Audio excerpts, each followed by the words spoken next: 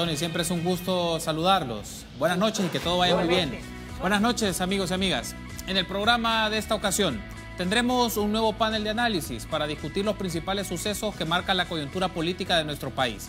Entre los temas destaca la gestión del poder político que el presidente y su partido tendrán desde el próximo 1 de mayo, con una conformación parlamentaria favorable para la toma de decisiones.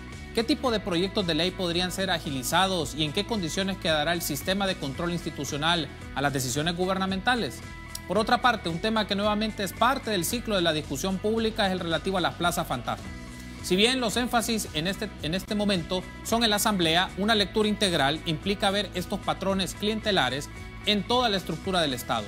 Eso incluye al órgano ejecutivo y al judicial. Sobre estos y otros asuntos de la actividad política de nuestro país hablaremos esta noche. Comenzamos 8 en punto.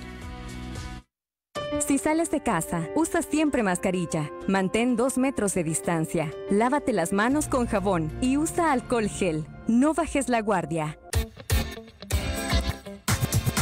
El siguiente programa es clasificación T, para mayores de 18 años. Dirección de Espectáculos Públicos, Radio y Televisión. Ministerio de Gobernación.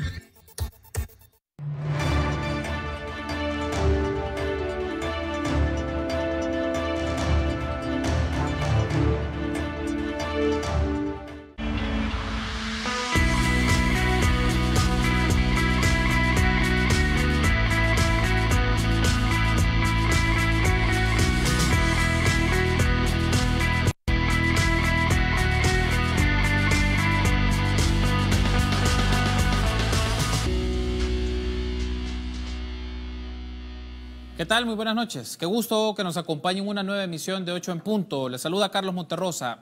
Este 17 de febrero, a mitad de semana, queremos hacer un panel de análisis. Queremos poner a su disposición diferentes perspectivas para entender los asuntos que marcan la coyuntura política de nuestro país, particularmente sobre la próxima configuración legislativa, pero también lo que tiene que ver con la gestión del poder político y algunas actividades que han estado marcando el debate entre diferentes actores políticos de nuestra sociedad en las últimas horas. Y es un gusto para mí saludar en esta oportunidad a Roberto Rubio, director ejecutivo de Funde, y a Eduardo Escobar, director ejecutivo de Acción Ciudadana. Buenas noches, Roberto, bienvenido nuevamente, qué gusto. Igualmente, mucho gusto, Carlos, y mis saludos a Eduardo también. Buenas noches. Gracias por tomar la invitación, Roberto. Eduardo, qué gusto también, bienvenido. No, gracias, Carlos. Buenas noches, un gusto siempre. Y saludos al doctor. Gracias por tomar la invitación. Y bueno, queremos aprovechar estos minutos también para mandar un cordial saludo a Dagoberto Gutiérrez, que no pudo acompañarnos en esta oportunidad por situación de salud, pero esperamos que se mejore y que en las próximas semanas pueda acompañarnos en este espacio de opinión. Bien, uno de los temas que es relevante y con lo cual quiero iniciar y es oportuno hacer énfasis sobre esto, ya no vamos a entrar en detalles sobre los resultados electorales. Ya son conocidos, aunque estamos a la expectativa de que el Tribunal Supremo Electoral pues ya haga la divulgación de los datos finales, lo que marca el escrutinio final, a una conferencia de prensa que se iba a hacer ayer, pero ya no se convocó a esta, entonces estamos a la expectativa que el tribunal pues ya presente los datos definitivos respecto a las elecciones a nivel de consejos municipales, Asamblea Legislativa y Parlamento Centroamericano. Pero más allá de eso, queremos centrarnos, y lo quiero plantear así, Roberto, como el fenómeno que ha venido marcándose desde las elecciones del 2019, que dieron como ganador a Nayib Bukele, convirtiéndose en presidente de la República, y ahora 2 años después los resultados electorales le dan un porcentaje importante de la próxima Asamblea Legislativa, teniendo mayorías o un nivel de mayorías que, si nos remontamos a la historia reciente, el Partido Demócrata Cristiano lo tuvo a mediados de los 80, pero con otra condición y era otro tamaño, es decir, otra cantidad de diputados que tenía la Asamblea Legislativa en aquella época. Entonces, si lo pensamos retomando desde el año 2019 y este momento 2021, Roberto, ¿qué marca? ¿Qué nos dice en este caso? ¿Qué fenómeno político se está retratando en los últimos años en El Salvador con estos resultados electorales? Eran resultados esperados en el sentido de que alguien iba a ocupar, digamos, un espacio importante, quizá no tan grande como nos imaginábamos, ¿no? En el espacio político, y que era un espacio político que estaba ahí después de un agotamiento, digamos, de los partidos políticos tradicionales, después de un deterioro, digamos, de un desprestigio de la Asamblea Legislativa, de una insatisfacción de buena parte de la población porque no se resolvían los problemas, porque la democracia tampoco funcionó adecuadamente para que los salvadoreños y salvadoreñas, pues digamos, pudieran mejorar sus condiciones de vida. Es decir, hubo un conjunto de factores que no sé si es el caso ahora hablar de ellos, de que llevaron pues a que se tuviera ahora una situación bastante, yo diría, novedosa en términos de la composición de la Asamblea Legislativa, porque no solo es que el partido Nuevas Ideas tiene ya una mayoría, sino su principal aliado gana, y adicionalmente te diría que algunos de los diputados electos del PDC y del PSN son y han sido cercanos a las posiciones también de Nuevas Ideas. Entonces va a tener, digamos, una presencia pues aplastante y va a poder hacer, digamos, en términos de leyes, lo que realmente pues, digamos, venga, ¿no?, de la presidencia de la República, ¿no? Porque la connotación de esta asamblea es una asamblea que va a ser pues realmente bastante vertical, muy obediente. Si uno analiza la composición también, incluso de la calidad de los que van, pues vemos que hay mucha gente poco preparada, con poca personalidad, que si antes se decía bastante sí a lo que decía la fracción o lo que decía el presidente, pues ahora, digamos, va a ser un sí fácil, ¿no? Entonces esto va a venir directamente, pues, que va a gobernar la Asamblea, es casa presidencial, sin ningún obstáculo por parte de la oposición política, que prácticamente pues, ha quedado bastante diezmada. Entonces, lo que vamos a tener es un gobierno con un control de los dos poderes del Estado y con la tentación que tendrá ahora de ir por el tercer poder del Estado para consumar, digamos, una concentración absoluta del poder a nivel institucional. Es decir, de la Corte Suprema de Justicia, posiblemente, aunque no, si se respeta la ley, por lo menos se mantendrán 4 magistrados, pero va a haber cambio de fiscal, más adelante cambio en Corte de Cuentas, y bueno, creo que está claro de que, digamos, lo que son los pesos y los contrapesos se van a perder, y pues va a quedar solo el gobierno, solo con la responsabilidad única de gestionar a un país con graves problemas. Ahora, retomando estas ideas iniciales que nos ofrece Roberto, Eduardo, hacía la pregunta de cómo calificar este fenómeno, porque si nos vamos o nos remontamos un poco a la posguerra, 4 presidentes de Arena no tuvieron esta condición política que va a tener el presidente Bukele desde el 1 de mayo. 2 presidentes del FMLN tampoco tuvieron estas condiciones. Entonces, ¿qué nos retrata, qué nos muestra este nuevo panorama político que va a enfrentar el país con un presidente con más poder a nivel legislativo y lo que eso significa y lo que describía Roberto, pero también cómo marca esto, si se plantea de esta manera, una transición al sistema político salvadoreño? Si es así, lo podemos ver de esta manera. Sobre esto, Carlos, yo creo que lo primero que habría que abordar, y eso es lo que tal vez está ocurriendo acá, es que se está profundizando el fenómeno de la personalización de la política. Es decir, ya la política no es el partido, no es la ideología la que determina una gestión política, la que determina una victoria electoral, sino que es la persona. Y no es que antes los candidatos no tuvieran un peso o una importancia en una victoria electoral o en una gestión política. Claro que no estoy diciendo eso, o sea, obviamente tenía un peso, pero el fenómeno de ir sustituyendo instituciones, ir sustituyendo la institucionalidad por personas, es lo que se ha visto a nivel de América Latina y, bueno, y en varias partes del mundo, y creo que es lo que ahora se está viendo, se está profundizando esto, porque si tú ves, no hay un proyecto político claro, no hay una corriente ideológica detrás del proyecto Nuevas Ideas y del presidente Bukele, no existe tal cosa. Si tú ves, y ya voy a tratar de abordar brevemente eso, hay otros factores detrás, o sea, no es la vieja forma o la forma tradicional, mejor dicho, no es vieja, sino que es una forma tradicional de plantear programas, un programa político a partir de ciertas valoraciones ideológicas o esto por el estilo. O sea, se está sustituyendo esto. Entonces yo creo que eso se está profundizando acá. Y lo otro es que en este caso se le está dando una mayor importancia a la comunicación política.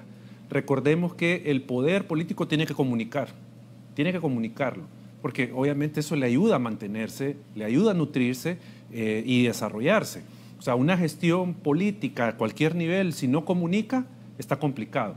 Entonces, ahora, y esa es tal vez una de las virtudes que se le puede achacar, si se le quiere llamar virtud, que ha tenido Bukele con Nuevas Ideas. Comunicar de otra manera y saber qué comunicar al electorado. Entonces, eso es el otro punto. Y esto conlleva, sin duda, a integrar aspectos de espectacularidad a la política, algo que no teníamos o que no se veía mucho antes. Si tú te recuerdas, por ejemplo, un acto de este tipo, lo vimos con Francisco Flores cuando llegó a la Comunidad Iberia por el tema del plan Mano Dura. Entonces tuviste ahí un despliegue y una puesta en escena en esa actividad. Pero un par de veces en el quinquenio, digamos. Exacto. Pero ahora tú ves, todo acto está revestido de espectacularidad, de grandeza, o dar esa impresión de grandeza.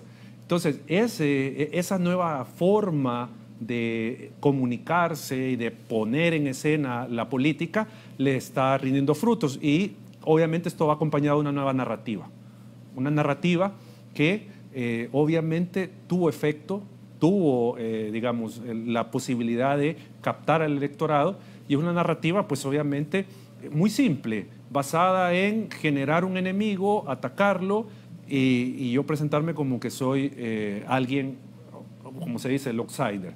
Y lo último, Carlos, así es el tema, otro fenómeno que se ha dado en varios lugares es la ruptura del sistema de partidos políticos. Aquí no digo que sea roto, pero sí hay ya elementos que nos llevan a una reconfiguración del sistema de partidos. Hay un aspecto aquí, te consulto, Eduardo, porque me restan un par de minutos y al regresar en el siguiente bloque le doy la palabra a Roberto, pero también planteémoslo de esta manera. Hemos hablado del fenómeno de lo que significa para el ejercicio del gobierno y la gestión del poder que va a asumir o que va a tener Nayib Bukele y Nuevas Ideas desde el 1 de mayo. Me refiero a la relación con la Asamblea por lo que estuvo sus antecedentes del último año y medio, digamos, que era totalmente distinto y que tuvo una serie de tensionamientos y una serie de actos que ya son conocidos. Pero te lo planteo del lado también de los partidos, de los otros partidos. ¿Qué les significará a los otros partidos, Arena, el FMLN y a los que se han sumado, hacer oposición en los próximos 3 años?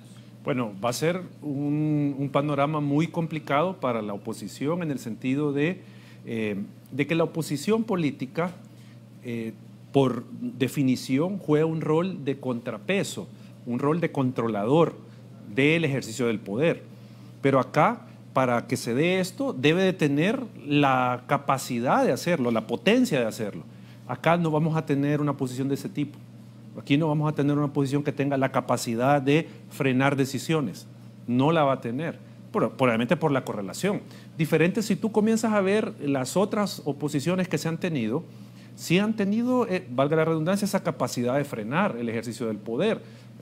Ahora que si se usó mal, esa es otra discusión, pero han tenido esa capacidad. Ahora no está esa capacidad. Entonces se van a enfrentar a un escenario muy complicado, derivado de lo que se llama en ciencia política un gobierno unificado, porque ahora vamos a tener un gobierno unificado, presidencia en sintonía y en coordinación con Asamblea Legislativa.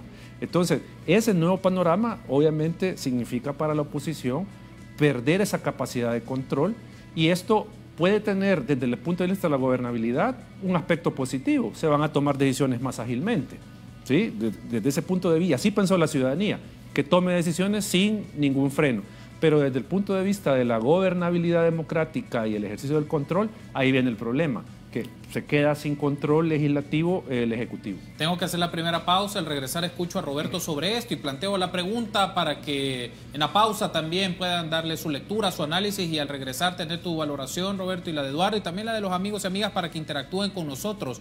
¿Qué le va a significar a los partidos políticos hacer oposición? O si ya hemos llegado a un punto que este ya es el fin o se está marcando el fin de partidos que se constituyeron hace 30 años, 40 años y viene una etapa de transformación al al sistema de partidos políticos salvadoreños y sus relaciones con otros grupos y sectores de la sociedad. Bueno, lo planteo para que lo discutamos en el siguiente bloque. Usted puede interactuar con nosotros a través de las plataformas digitales. Sus comentarios, sus valoraciones, sus preguntas a nuestros invitados lo puede hacer a través de las plataformas digitales que usted tiene en pantalla. @8 en punto en Twitter, 8 en punto en Facebook. Saludamos a quienes nos sintonizan por esas vías y también quienes están con nosotros a través de canal33.tv. Ya volvemos.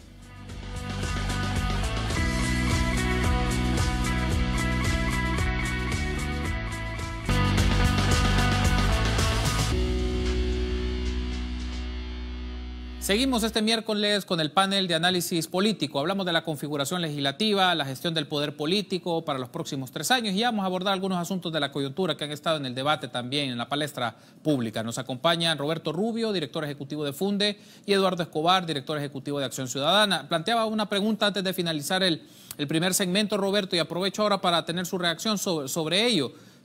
¿Cuáles son las condiciones entonces que se encuentran Arena y el FMLN, incluyendo PDC, PCN, pero Arena y FMLN como partidos que en tan poco tiempo se han descompensado a nivel de votos, a nivel de capital político y a nivel de respaldo? Ya hay varios antecedentes de casos también de señalamientos de corrupción, de no cumplimiento de propuestas o promesas electorales. Es decir, en fin, el punto es, ¿estamos ya en el escenario o estamos observando el fin de estos partidos políticos y transitando a otra manera u otros mecanismos de representación política de los partidos?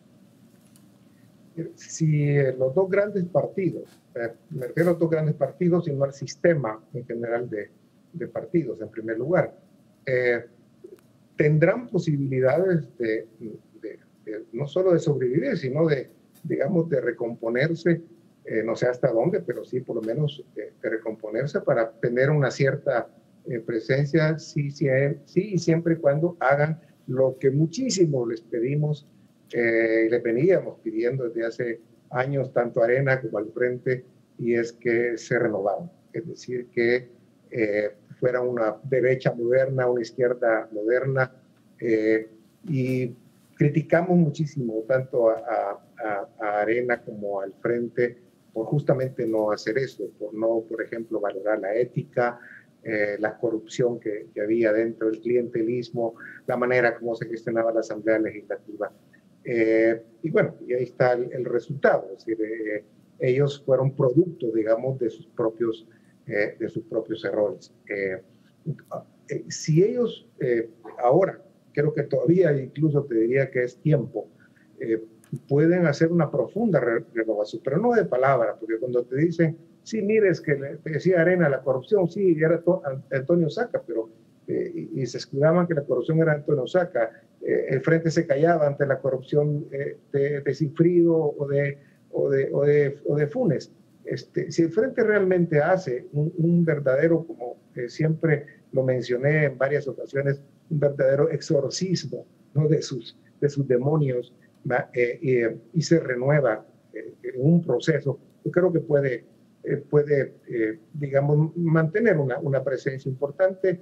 Creo que ya hablando del sistema de partidos, el caso de Vamos y de Nuestro Tiempo, pues todo Nuestro Tiempo, creo que tienen algunas posibilidades de crecimiento. ¿Y por qué digo esto?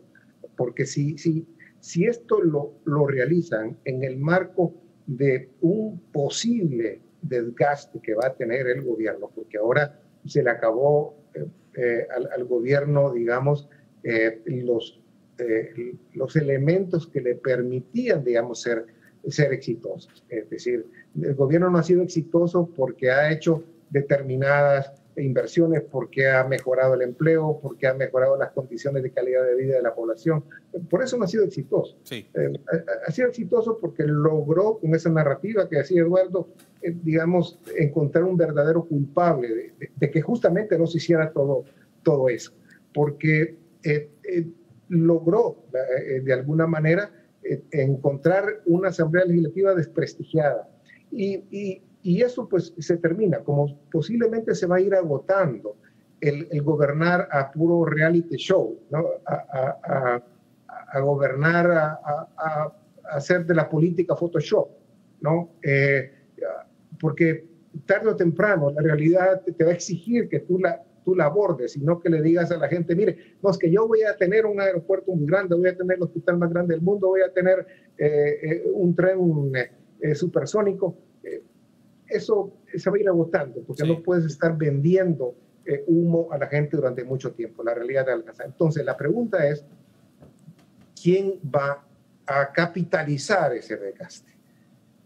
Los partidos tienen posibilidad de hacerlo, sí y siempre y cuando realmente dejen de ser los mismos de siempre, ¿no?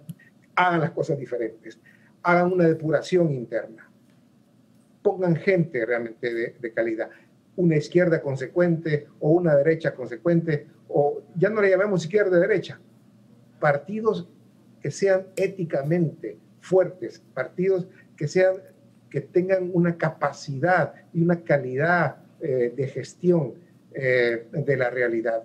Sí. Necesitamos estos partidos que sean firmes, ¿no? Y que sean claros y no entren otra vez en el juego, en la asamblea, que vayan a entrar otra vez en el juego del clientelismo, que vayan a entrar otra vez en el juego de tener un gran aparataje de personal, que den señales, que muestren que son diferentes y que son diferentes a este gobierno, porque el gobierno, digamos, no ha demostrado que es diferente a lo que hacía Arena y el Frente. Entonces, hay posibilidades, por lo tanto, que los partidos emerjan con una nueva narrativa diferente.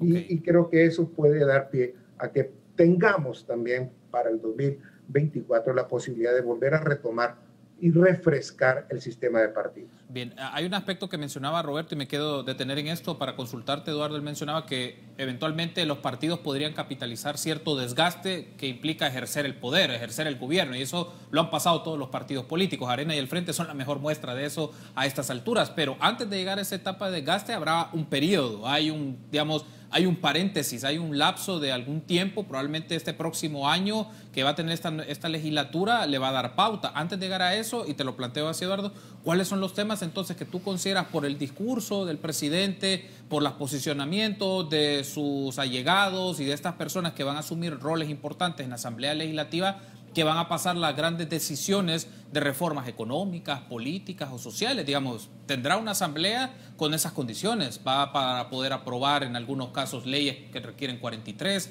en otros casos que van a requerir los 56, pero los logra con facilidad? Entonces, ¿dónde vislumbras tú los grandes marcos de toma de decisión que puede hacer este gobierno con esta asamblea? Bueno, yo creo que tiene, y de hecho los números lo muestran, tiene la posibilidad de hacer reformas profundas. El gobierno, no solo en temas económicos, sino que, por ejemplo, con este tema de las plazas de la Asamblea Legislativa, tienen la posibilidad de una ley de la función pública, por ejemplo. Tienen la posibilidad del tema de la ley de aguas, que tanto se ha venido discutiendo. Tiene el tema de pensiones. O sea, hay una serie de temáticas que tiene la posibilidad el gobierno y la Asamblea de reformar. Temas que han estado estancados en la Asamblea Legislativa desde ya ratos. Ahora, el punto es, ¿quién va a tomar esa decisión? ¿Irá a ser realmente la Asamblea Legislativa o irá a ser el presidente de la República? O sea, por lo que uno puede vislumbrar, y en eso, de hecho, anteriormente en eso se había convertido la Asamblea Legislativa, sobre todo en los gobiernos de Arena, una caja de resonancia del Ejecutivo. Yo una vez hablaba con un exdiputado de Arena que me comentaba que el gobierno de Saca muchas veces sabía antes la oposición, el FMLN sabía que se iba a aprobar y la fracción legislativa de Arena no sabía nada. Sabían hasta cuando llegaban a la plenaria. ¿Pero por qué era? Porque al final la apuesta del gobierno de Saca era tener el apoyo de la oposición para poder tomar decisiones.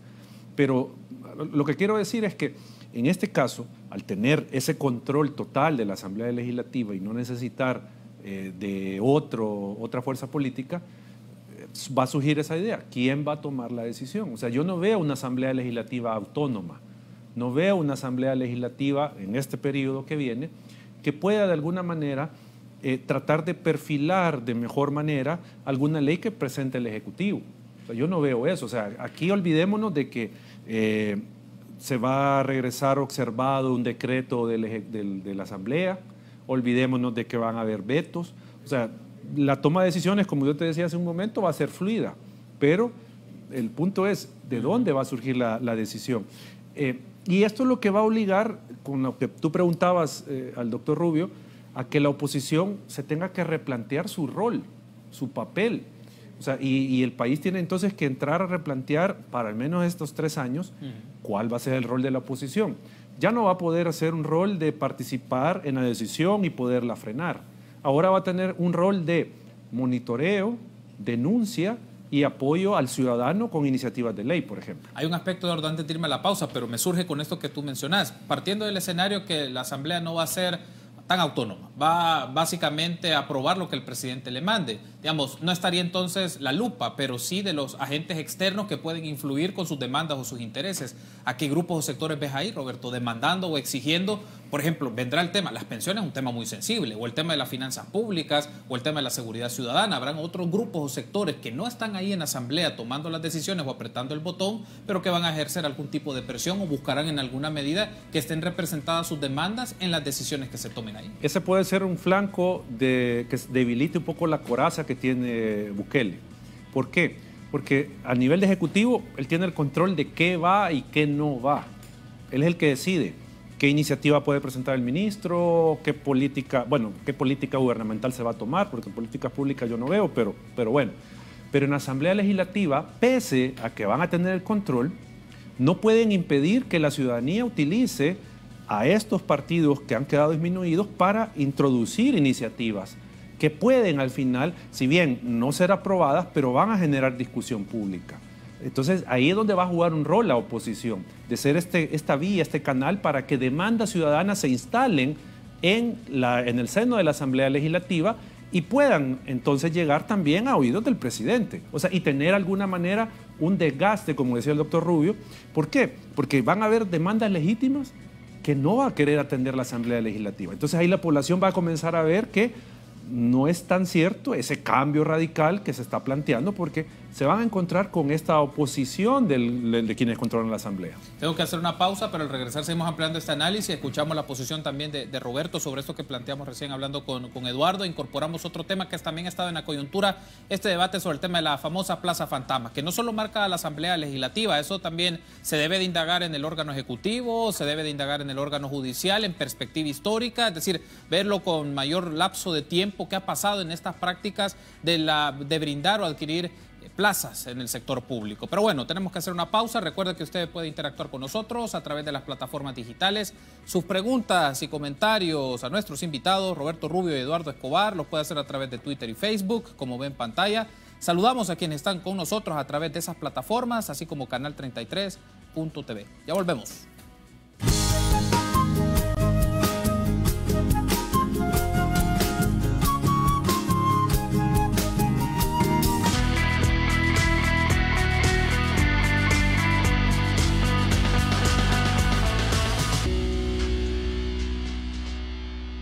Bien, Roberto, un tema que había planteado en el segmento anterior y ya Eduardo nos había dado su valoración y aprovecho para consultar, y es ¿en qué condición quedan otros actores económicos, sociales y políticos de nuestro país ante esta nueva configuración? Por ejemplo, se preguntará a personas, bueno, ¿y cuál será el rol de la empresa privada, de la mediana o de la gran empresa privada, de los microempresarios en esta situación? O los movimientos sociales o los sindicatos. Es decir, con este nuevo panorama, ¿qué implicaciones tiene? ¿Hay alineamiento hacia el gobierno? ¿Hay una posición más de carácter crítica o procesos de negociación? ¿Cómo se lee también este panorama, Roberto?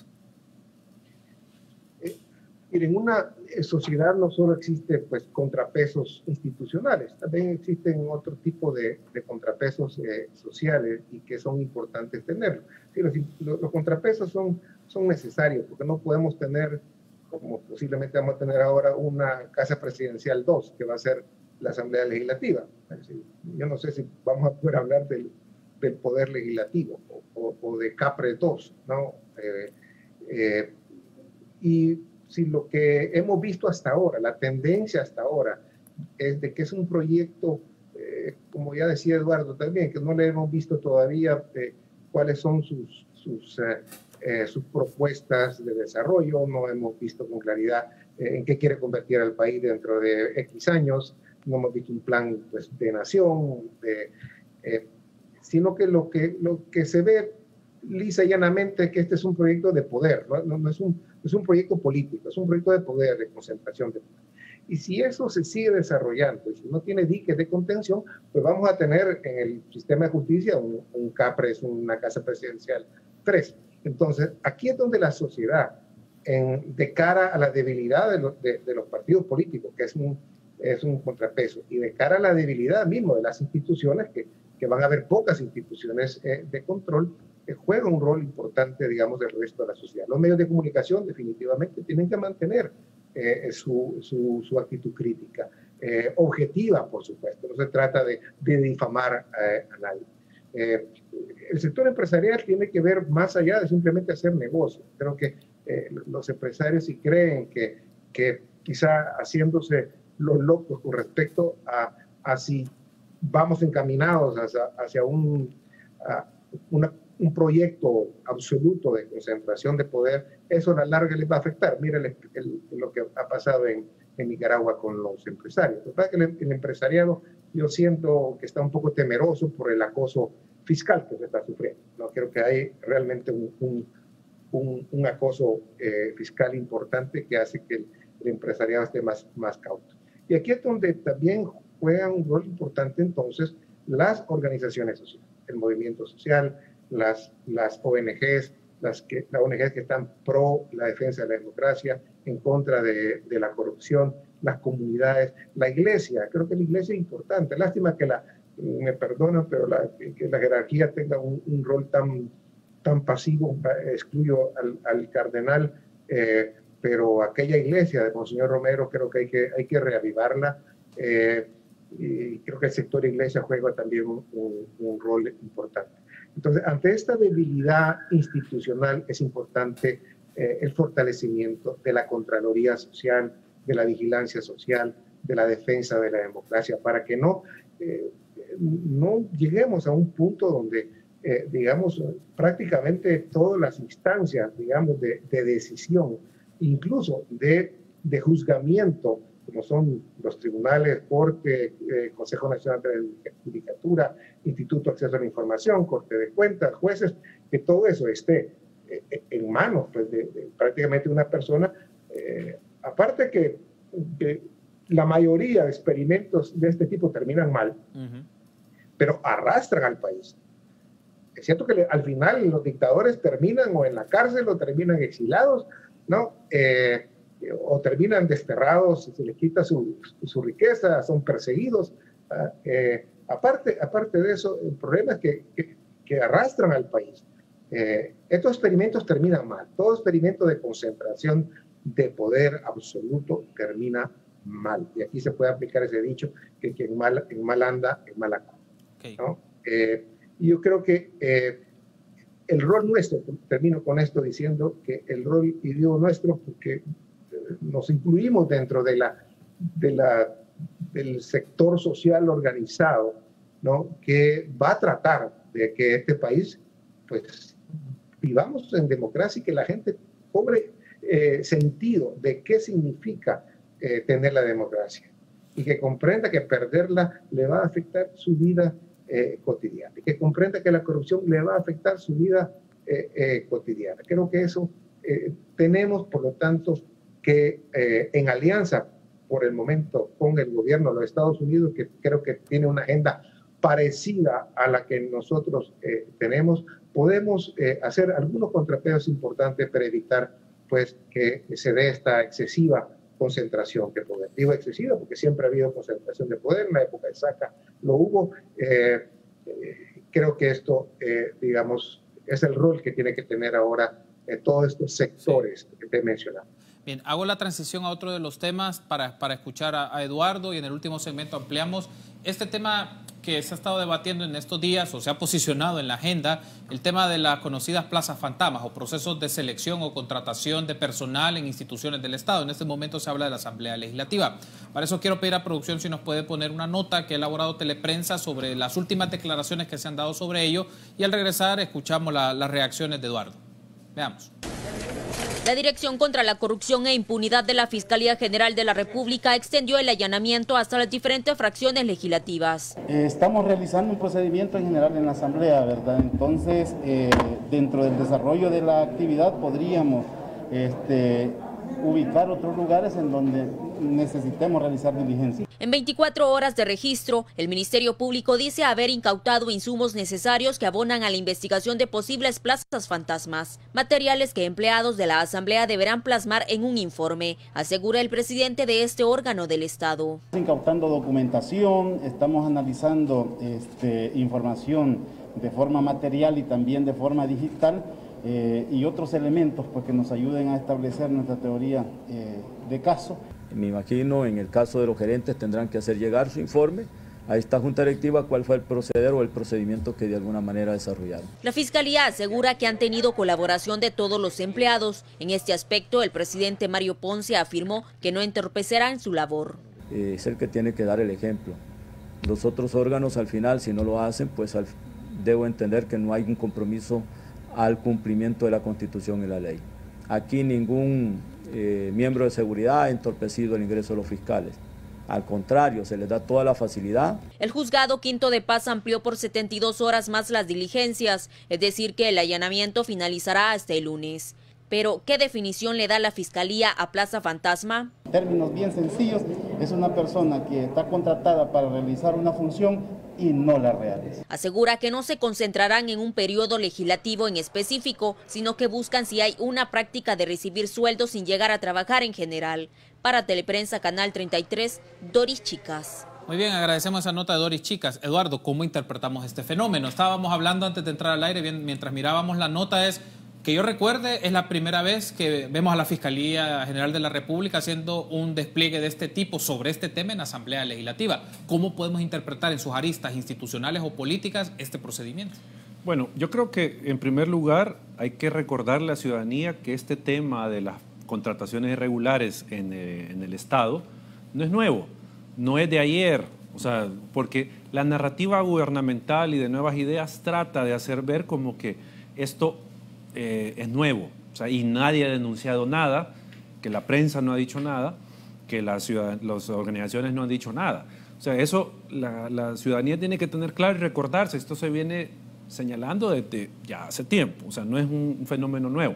Ahora surge, obviamente, como parte, y no quiero de ninguna manera justificar estas irregularidades, no las quiero justificar, pero hay que ver también el momento político en que esto sale.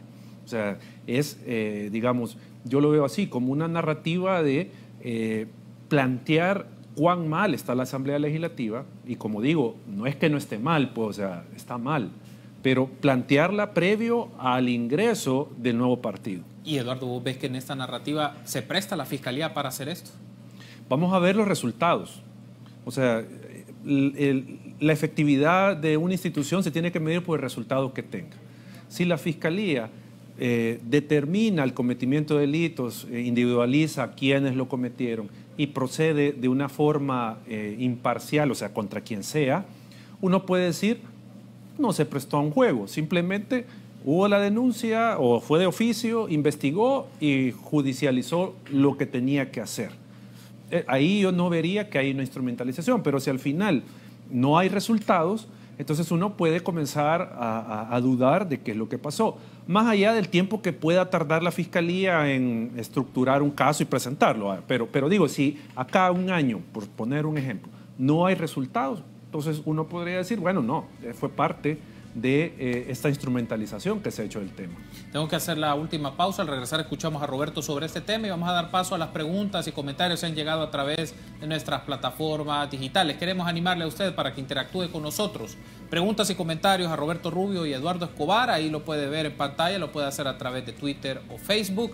Queremos saludar siempre a los amigos y amigas que nos acompañan fielmente todos los días a las 8 de la noche a través de Canal 33.tv. Ya volvemos.